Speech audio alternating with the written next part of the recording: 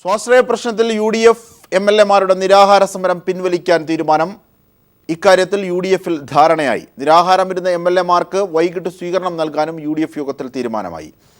നിയമസഭ 11 ദിവസത്തേക്ക് സമ്മേളിക്കുന്നതിനാൽ സമരം അവസാനിപ്പിക്കുകയാണെന്നും പ്രതിപക്ഷ നേതാവ് രമേശ് ചെന്നിത്തല പറഞ്ഞു. സ്വാശ്രയ പ്രശ്നവുമായി ബന്ധപ്പെട്ട് സർക്കാരിന്റെ ഭാഗത്തുനിന്ന് പുതിയ പ്രഖ്യാപനങ്ങളൊന്നും ഇന്നുണ്ടായിട്ടില്ല. പ്രഖ്യാപനങ്ങളില്ലാതെ തന്നെ MLA-മാർ നിയമസഭയിൽ നടത്തുന്ന നിരാഹാര സമരം പിൻവലിക്കാൻ UDF യോഗം തീരുമാനിക്കുകയായിരുന്നു. 2 കാരണങ്ങളാണ് പ്രതിപക്ഷം ചൂണ്ടിക്കാണിക്കുന്നത്. 11 ദിവസം നിയമസഭ സമ്മേളിക്കാത്ത സാഹചര്യത്തിൽ സമരം തുടരുന്നത് നിരർത്ഥകമാണ്. ഈ മാസം 7-ാം തീയതി പ്രവേശന നടപടികൾ പൂർത്തിയായി കഴിഞ്ഞാൽ സമരത്തിന് പ്രസക്തിയില്ല. സഭാസമ്മേളനം അവധിയായതുകൊണ്ട് മാത്രം സമരം പിൻവലിക്കുന്നത് ശരിയാണോ എന്ന ചോദ്യത്തിന് പ്രതിപക്ഷ നേതാവിൻ്റെ മറുപടി ഇങ്ങനെ: 11 ദിവസക്കാലം നിയമസഭയില്ല എന്നുള്ളത് പിന്നെ നിയമസഭയില്ലാത്തപ്പോൾ അതല്ല, 11 ദിവസക്കാലം നിയമസഭയില്ലാത്തപ്പോൾ നിയമസഭാ കവാടത്തിൽ സത്യാഗ്രഹം നടത്തിയിട്ട് കാര്യമുണ്ടോ? ഇല്ലല്ലോ. ബദൽ ആലോചിച്ചല്ലോ. കാരണം പൂജാ ഹോളിഡേയ്സ് മറ്റു കാര്യങ്ങളാണ് 11 ദിവസക്കാലം. ആ സമയത്ത് അവർ നിയമസഭയിൽ ഇരിക്കണമെന്ന് പറയുന്നതിനോട് ആർക്കും യോജിപ്പില്ല. പാർലമെന്ററി പാർട്ടി യോഗത്തിലും റോജി എം ജോണും VT ബലറാം നടത്തുന്ന നിരാഹാര സമരം അവസാനിപ്പിക്കണമെന്ന് നിർദ്ദേശമുയർന്നിരുന്നു. ഇതും UDF പരിഗണിച്ചു. സമരം ഈ രീതിയിൽ തുടരുന്നതിലെ അഭിപ്രായ വ്യത്യാസവും പെട്ടെന്നുള്ള തീരുമാനത്തിന് കാരണമായി. News bureau, Thiruvananthapuram. സ്വാശ്രയ പ്രശ്നത്തിൽ പ്രതിപക്ഷ ബഹളത്തെ തുടർന്ന് നിയമസഭ ഇന്നത്തേക്ക് പിരിയുകയായിരുന്നു. ഇന്നത്തെയും നാളത്തെയും സഭാ നടപടികൾ വെട്ടിച്ചുരുക്കിയാണ് സഭ പിരിഞ്ഞത്. 12 ദിവസത്തെ ഇടവേളയ്ക്ക് ശേഷം ഈ മാസം 17-ന് സഭ പുനരാരംഭിക്കും. മുഖ്യമന്ത്രി പച്ചക്കള്ളം പറയുകയാണെന്ന് രമേശ് ചെന്നിത്തല ആരോപിച്ചു.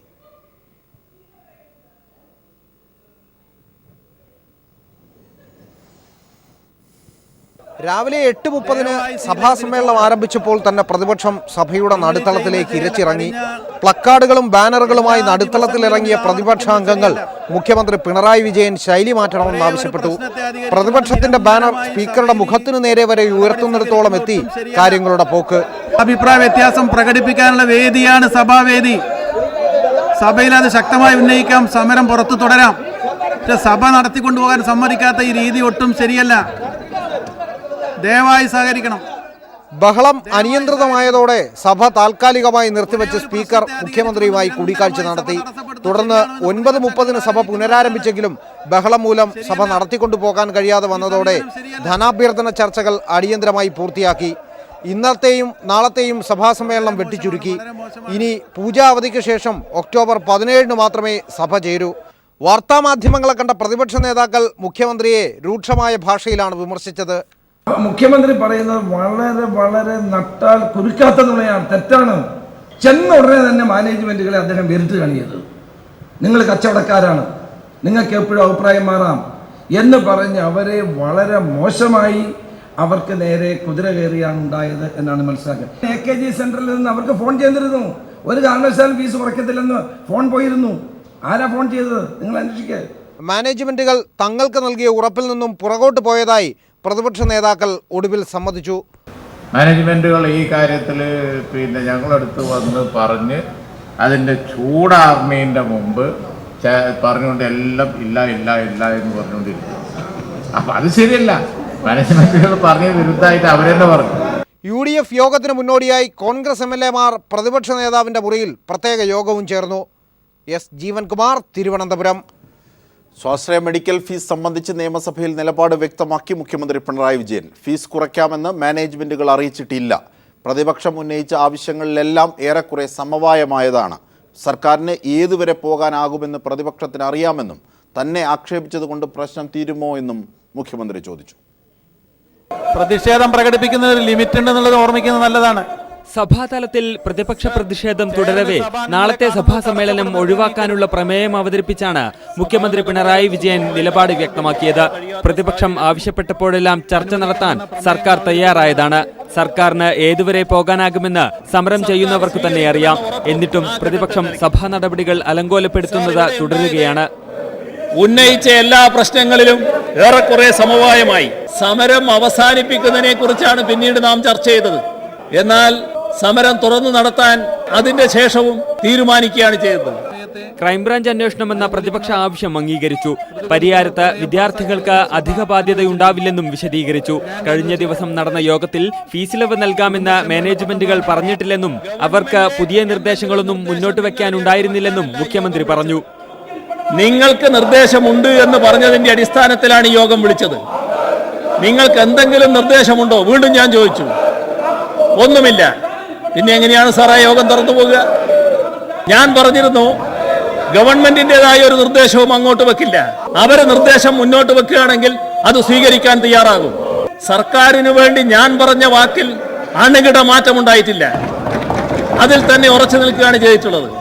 ഇതിനപ്പുറം എന്ത് ചെയ്യാൻ കഴിയും? യോഗത്തിൽ ആരോഗ്യമന്ത്രിയെയും ആരോഗ്യവകുപ്പ് സെക്രട്ടറിയെയും താൻ ശാസിച്ചെന്നത് കെട്ടുകഥയാണെന്നും ഇക്കാര്യത്തിൽ സർക്കാരും മുന്നണിയും ഒറ്റക്കെട്ടാണെന്നും മുഖ്യമന്ത്രി വ്യക്തമാക്കി. പിടിവാശിയും ദുർവാശിയും തനിക്കല്ല, പ്രതിപക്ഷത്തിന്റെ നിലപാടുകൾക്കാണെന്നും അത് തിരുത്തണമെന്നും മുഖ്യമന്ത്രി ആവശ്യപ്പെട്ടു. നിയമസഭയിൽ നിന്നും ജിതിൻ ചന്ദ്രൻ.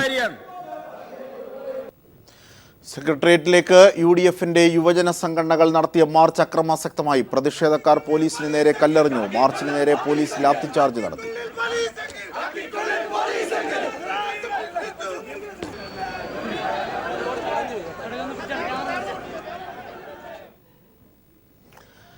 സർക്കാരുമായി കരാർ ഒപ്പിടാത്ത മെഡിക്കൽ കോളേജുകൾക്ക് ഉപാധികളോടെ പ്രവേശനം നടത്താമെന്ന് സർക്കാർ സുപ്രീം കോടതിയിൽ വ്യക്തമാക്കി. ഫീസ് കുറയ്ക്കാൻ കോടതി ഉത്തരവിട്ടാൽ അധിക ഫീസ് തിരികെ നൽകണമെന്നും സർക്കാർ കോടതിയെ അറിയിച്ചു. ആരാധകരെ ആവേശത്തിലാഴ്ത്തി കേരള ബ്ലാസ്റ്റേഴ്സ് ഇന്ന് ആദ്യ ഹോം മത്സരത്തിന് ഇറങ്ങും. കൊൽക്കത്തയ്ക്കെതിരെ വൈകിട്ട് 7-ന് കലൂർ സ്റ്റേഡിയത്തിൽ നടക്കുന്ന മത്സരം മുഖ്യമന്ത്രി പിണറായി വിജയൻ ഉദ്ഘാടനം ചെയ്യും. ആവേശം പകരാൻ സച്ചിൻ ടെണ്ടുൽക്കറും എത്തി. വിവരങ്ങളുമായി മനു M. നായർ ചേരുന്നു. മനു, എങ്ങനെയാണ് അവിടം? Kerala Blasters home. തീർച്ചയായും മനു ഒരിക്കൽ കൂടി ചേരുകയാണ്. മനു, കേൾക്കാമെങ്കിൽ? ആരാധകർ ആവേശത്തിലാണ്.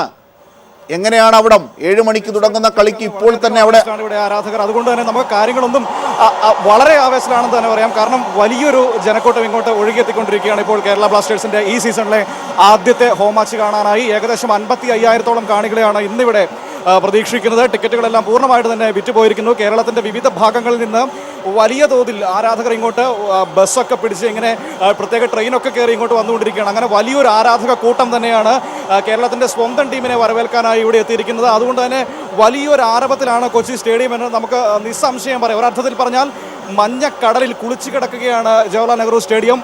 കേരള ബ്ലാസ്റ്റേഴ്സിന്റെ ലോഗോയിൽ പറയുന്നത് പോലെ തന്നെ മഞ്ഞയിൽ കുളിച്ചാടാൻ തയ്യാറൊരുങ്ങിയിരിക്കുകയാണ് ഈ കൊച്ചിയിലെ ഓരോ ആരാധകരും. നമുക്കറിയാം ISL-ൽ ഒരുപക്ഷെ ഏറ്റവും കൂടുതൽ ആരാധകർ വന്നുകൊണ്ടിരിക്കുന്ന ഒരു ടീമാണ് കേരള ബ്ലാസ്റ്റേഴ്സ്. ആ ഒരു ആവേശം ഇത്തവണയും അതിൻ്റെ എല്ലാ അർത്ഥത്തിലും ഇവിടെ കാണാൻ കഴിയുന്നുണ്ട്. നമുക്ക് കഴിഞ്ഞ സീസണിൽ മിക്ക കളികളിലും തന്നെ 50,000-ന് മുകളിൽ കാണികളെത്തിയ ഒരു സ്റ്റേഡിയം ഇത്തവണയും ആദ്യ കളിയിൽ ഇന്ദിരാഗാന്ധി സ്റ്റേഡിയത്തിൽ ഗുവാഹത്തിയിൽ കേരളം ആദ്യ കളിയിൽ പരാജയം ഏറ്റുവാങ്ങിയിരുന്നെങ്കിലും പക്ഷേ ആദ്യത്തെ ഹോം മാച്ചിലേക്ക് എത്തുമ്പോൾ വലിയ പ്രതീക്ഷയോടെയാണ് സ്വന്തം മണ്ണിൽ കേരളത്തിന് ജയം നേടാൻ കഴിയുമെന്ന പ്രതീക്ഷയിൽ തന്നെയാണ് ഇവിടെ അത്ലറ്റിക്കോ ഡി കൊൽക്കത്തയെ നേരിടാൻ കേരളം ഇവിടെ ഒരുങ്ങുന്നത്. അതുകൊണ്ട് തന്നെ ആരാധകരും വളരെയധികം ആവേശത്തിലാണ് എന്ന് തന്നെ നമുക്ക് പറയേണ്ടി വരും. ടീമിലേക്കൊക്കെ വരുവാണെങ്കിൽ അന്തിമ ടീമിനെ ഇതുവരെ പ്രഖ്യാപിച്ചിട്ടില്ല. പക്ഷേ മുഹമ്മദ് റാഫി കളിക്കുമോ എന്നറിയാനുള്ള ഒരു ആകാംക്ഷ ഇവിടെ ഓരോരുത്തരിലും കാണുന്നുണ്ട്. അതേസമയം CK വിനീതിൻ്റെ സേവനം ലഭ്യമല്ലാത്തതും കേരളത്തിന് വിങ്ങുകളിൽ ചെറിയ പ്രശ്നങ്ങൾ സൃഷ്ടിക്കുന്നുണ്ട്. എങ്കിൽ പോലും അന്റോണിയോ ജർമ്മനും ആരോൺ ഹ്യൂസും അടങ്ങുന്ന നിര കേരളം വലിയ രീതിയിൽ തന്നെ ഇത്തവണ നേട്ടങ്ങൾ സ്വന്തമാക്കും. ആ ഒരു പ്രതീക്ഷയിൽ തന്നെയാണ് ഇവിടെ കളിക്കാനിറങ്ങുന്ന. മറുവശത്ത് അത്ലറ്റിക്കോ ഡി കൊൽക്കത്തയെക്കുറിച്ച് പറയുകയാണെങ്കിൽ ഒരു ആദ്യ സീസണിൽ കേരളത്തിൻ്റെ ഏറ്റവും അഭിമാനമായിരുന്ന ഇയാൻ ഹ്യൂം അടങ്ങുന്ന താരനിരയാണ് അത്ലറ്റിക്കോ ഡി കൊൽക്കത്തയ്ക്കുള്ളത്. അതുകൊണ്ട് തന്നെ നിസ്സാരമായി നമുക്ക് അത്ലറ്റിക്കോയെ കാണാൻ കഴിയില്ല. ആദ്യ മത്സരത്തിൽ നിലവിലെ ചാമ്പ്യന്മാരായ ചെന്നൈയോട് സമനില പിടിച്ചാണ് അത്ലറ്റിക്കോ കേരളത്തിൻ്റെ മണ്ണിൽ കളിക്കാനിറങ്ങുന്നത്. അതുകൊണ്ട് തന്നെ ഇവിടെ വിജയത്തിൽ കുറഞ്ഞൊന്നും അവർക്കും ലക്ഷ്യമിടുന്നില്ല. മറ്റൊന്ന് അണ്ടർ-17 ലോകകപ്പിനായി ഒരുങ്ങുന്ന കൊച്ചി സ്റ്റേഡിയത്തിലെ പുതിയ ടർഫിലാണ് ഇത്തവണ കളി നടക്കുന്നത്. അതുകൊണ്ട് തന്നെ ടർഫിൻ്റെ സ്വഭാവം ഇരു ടീമുകൾക്കും കാര്യമായി മനസ്സിലാക്കാൻ കഴിഞ്ഞിട്ടില്ല. കാരണം പരിശീലനം നടന്നതടക്കമുള്ള ചോയ്സ് ഗ്രൗണ്ടിലായിരുന്നു. ഈ ഗ്രൗണ്ടിൽ ഇരു ടീമുകൾക്കും പരിശീലനം നടത്താനും ഇതുവരെ കഴിഞ്ഞിട്ടില്ല. അതുകൊണ്ട് തന്നെ ഒരു പുതിയ പിച്ചിലേക്ക് സ്വന്തം ഗ്രൗണ്ടാണെങ്കിലും പുതിയ പിച്ചിൽ കളിക്കാൻ ഇറങ്ങുന്നതിൻ്റെ ഒരു ആകാംക്ഷ ഇവിടെ കേരളത്തിനുണ്ട്. എങ്കിൽ പോലും വലിയ പ്രതീക്ഷയിലാണ് ഈ 55,000-ഓളം വരുന്ന കാണികൾ. ഏറ്റവും പ്രധാനപ്പെട്ട കാര്യം എന്ന് പറയുന്നത് സച്ചിൻ തെണ്ടുൽക്കറും നാഗാർജുനയും ചിരഞ്ജീവിയും അടങ്ങുന്ന ടീമിൻ്റെ ഉടമകളായ മെഗാ താരങ്ങളെത്തും. അതുകൊണ്ട് തന്നെ അവരെ കാണാനുള്ള ഒരു ആവേശം, അത്തരത്തിൽ വലിയ ആവേശം. ഒപ്പം 6:45 മുഖ്യമന്ത്രിയായിരിക്കും മത്സരങ്ങൾ ഉദ്ഘാടനം ചെയ്യുക എന്നാണ് നമുക്ക് അറിയാൻ കഴിയുന്നത്. അങ്ങനെ എന്തുകൊണ്ടും ഒരു വലിയ താരനിര തന്നെ കൊച്ചിയിലേക്ക് എത്തുന്നു. അതുകൊണ്ട് തന്നെ വളരെ ആകാംക്ഷയിൽ ഓരോ നിമിഷവും ആവേശമാക്കിയാണ് ഇവിടെ ആരാധകർ കാത്തിരിക്കുന്നത്. സ്റ്റേഡിയം ഇപ്പോൾ തന്നെ കാണികൾ കയറി തുടങ്ങിയിരിക്കുന്നു. അല്പസമയത്തിനുള്ളിൽ തന്നെ സ്റ്റേഡിയത്തിന്റെ ഏകദേശം പൂർണ്ണമായി നിറയുമെന്ന് തന്നെയാണ് നമുക്ക് അറിയാൻ കഴിയുന്നത്. അജിംഷാദ് നമ്മൾ നേരത്തെ പറഞ്ഞതുപോലെ തന്നെ മഞ്ഞയിൽ കുളിച്ചാടുക തന്നെയാണ് അക്ഷരാർത്ഥത്തിൽ കൊച്ചി സ്റ്റേഡിയം എന്ന് പറയാം. വേറൊരു കാര്യം പറയാനുള്ളത്, അതായത് ഇന്ത്യൻ ഗ്രൗണ്ടുകളിൽ ഇതുവരെ ഉയർത്തിയിട്ടുള്ളതിൽ വച്ച് ഏറ്റവും വലിയ ബാനർ ഇവിടെ കേരളത്തിനായി ഉയർത്തുമെന്നാണ്, കാണികൾ ഉയർത്തുമെന്നാണ് നമുക്ക് നിലവിൽ അറിയാൻ കഴിയുന്നത്. മഞ്ഞപ്പട എന്ന ബ്ലാസ്റ്റേഴ്സിന്റെ സ്വന്തം ഫാൻസ് അസോസിയേഷനാണ് ഈ ഏറ്റവും വലിയ ബാനറുകളുടെ അടക്കം, അതായത് കേരള ബ്ലാസ്റ്റേഴ്സിന്റെ ലോഗോയും സച്ചിന്റെ മുഖവും ഒക്കെ പതിച്ച, അവരുടെ താരങ്ങളുടെ മുഖങ്ങളൊക്കെ പതിച്ച ബാനറുകളുമായി ഇവിടെ എത്തിയിരിക്കുന്നത്. അതുകൊണ്ട് തന്നെ ഇതുവരെ ഇന്ത്യൻ ഫുട്ബോളിൽ, ഒരുപക്ഷെ ലോക ഫുട്ബോളിൽ തന്നെ ആരാധകർ കാണിച്ചിട്ടില്ലാത്ത തരത്തിലുള്ള ഏറ്റവും ആവേശകരമായ നിമിഷത്തിലേക്ക് തന്നെയാണ് കൊച്ചി സ്റ്റേഡിയം ഇനി കടന്നു ചെല്ലാൻ പോകുന്നത് അജിംഷാദ്. അതുകൊണ്ട് തന്നെ ഇവിടെ നമ്മളടക്കമുള്ള ഓരോരുത്തരും വളരെയധികം ആകാംക്ഷയോടെ അല്ലെങ്കിൽ ആവേശത്തോടെ കാത്തിരിക്കുകയാണ് കൊച്ചിയിലെ അടുത്ത നിമിഷങ്ങൾക്കായി.